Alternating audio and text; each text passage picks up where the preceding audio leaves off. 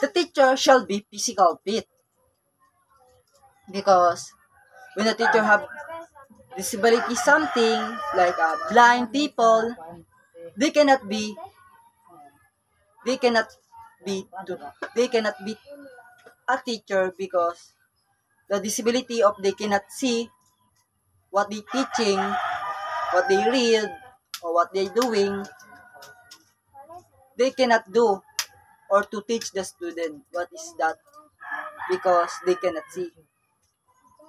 And there are some disability that they cannot be a teacher, but there are some disability that can be a teacher, but they have a gap or limitation on their teaching, like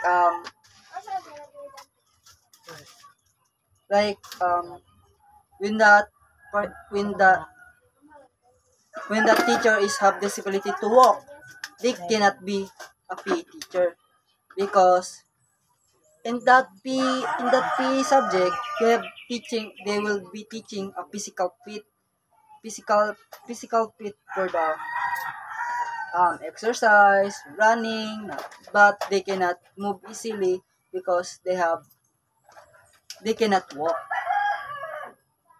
And teacher shall be mentally fit also, because teacher shall be have a have a mind a mindful or a critical thinking of teaching. Where do you see a teacher have mental illness, but they're teaching? They they can teach, but not totally on that topic, like like um like um mental people mental people have disability of their mental.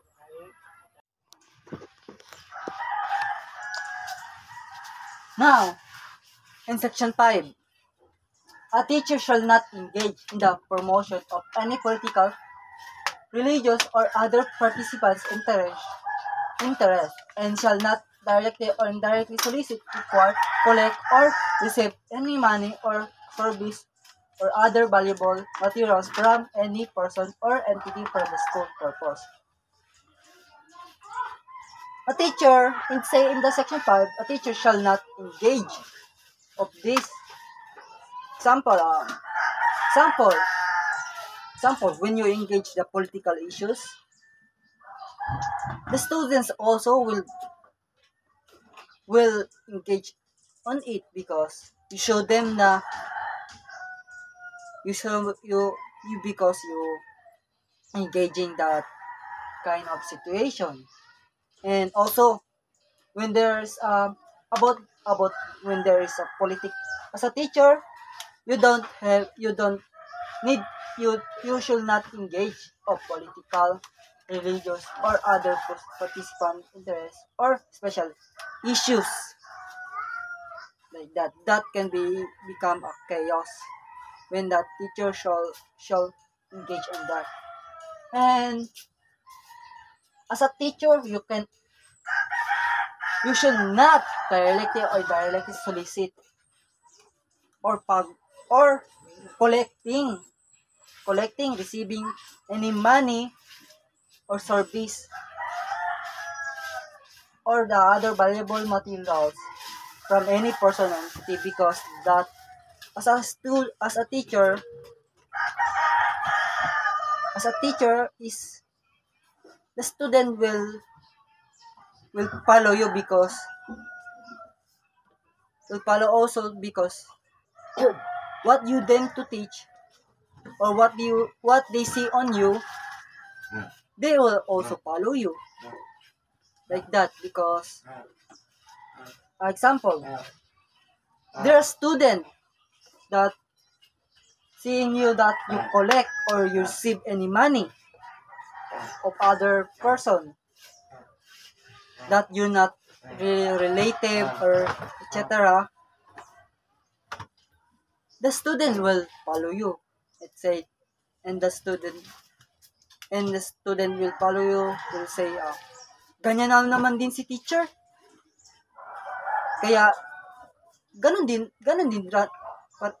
tayo. Like that. Na, as a teacher, should not engage of any of these.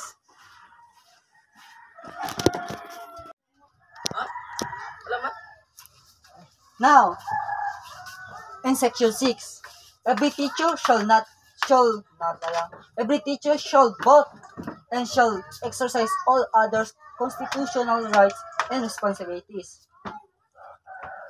As a teacher or as a citizen of this nation, country, or state, a teacher should vote and take rights and responsibilities to the nation, like voting for the elected or presidential, senatorial, or any government or any political electors. You should right to vote because you are one of the citizens of this nation.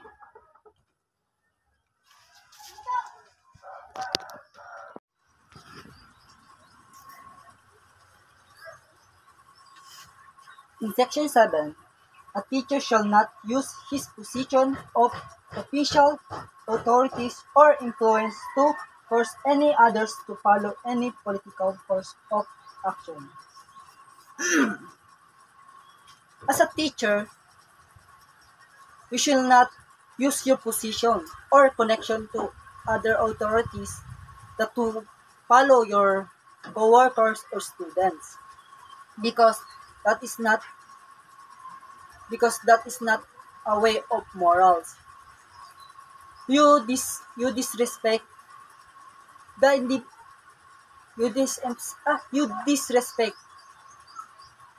the rights of individuality when you do that.